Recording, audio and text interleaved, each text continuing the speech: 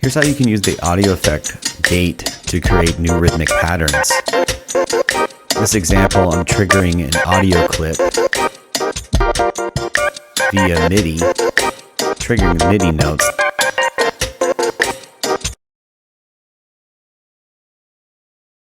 What I have here is a sampler with a hi-hat, which you can't actually hear the hi-hat being triggered. Here's the audio loop without the gate messaging. But every time I activate the gate messaging, triggering the sampler, you're really hearing the onset of the sample, which this can actually just give you some more interesting ways to create new rhythmic patterns. What you have to do though is create a new MIDI track, and you can also use this on any type of synthesizer too. But in this example, I'm going to go ahead and use a sampler, and you could use pretty much any kind of sample too, but I'm using a hi-hat to trigger the notes. Make sure the instrument is actually turned off, otherwise you're going to hear the hi-hat. And it needs to be armed.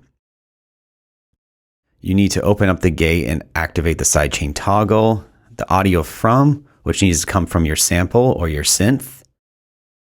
And you need to adjust the threshold until you start to hear the actual signal passing through. Now, when you're hearing pass it through, right now what I'm doing is activating the MIDI. I'm hitting the notes on my MIDI keyboard. That's letting the signal pass through. So that way you have control over the rhythmic pattern that you want to create. That's what makes this super fun. And definitely play around with the settings. Play around with the release time, the hold times, to get more interesting results.